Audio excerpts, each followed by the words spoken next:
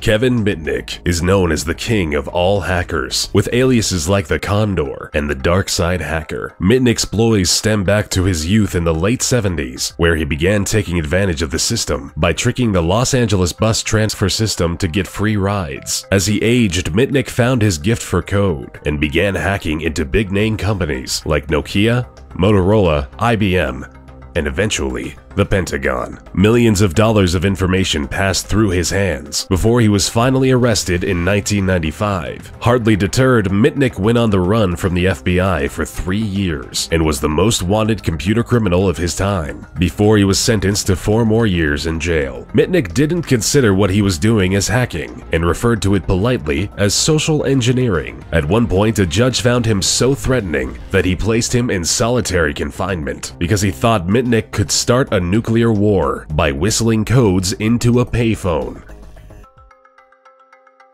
The dangerous British hacking duo of Matthew Bevan and Richard Price took the world for a potentially deadly ride for several weeks in their youth back in 1994. They began by attacking the Pentagon's network for several weeks and progressed further by stealing battlefield simulations. If that wasn't enough, they started intercepting messages from US agents stationed in North Korea and accessed sensitive material from a Korean nuclear facility. This was all incredibly alarming to the US because at the time, Price and Bevan were using US systems to infiltrate information from Korean systems, which, simply put, nearly sparked an international incident.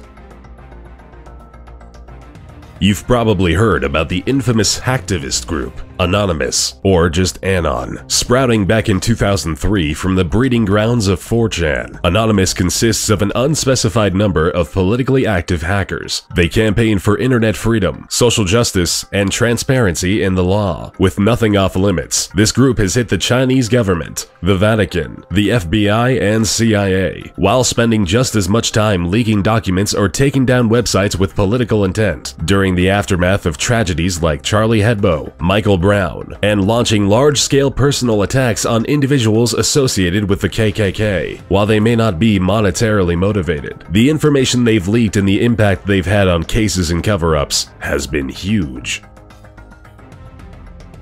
Little is known about Astra, which is the net alias of this notorious hacker, who spent half a decade in the mid-2000s stealing high-profile weapons technology data and software. Astra would quickly sell this information to people and organizations across Brazil, South Africa, the Middle East, and the rest of the world. While no one knows how much money he was able to make or where it went, the damages he caused are estimated between $250 and $361 million. Strangely, even after all of the destruction caused, Astra was never publicly identified, even when Greek authorities arrested and detained this threatening hacker in 2008. Speculations and rumors say that he is a 58-year-old Greek mathematician and is serving 6 years in jail somewhere.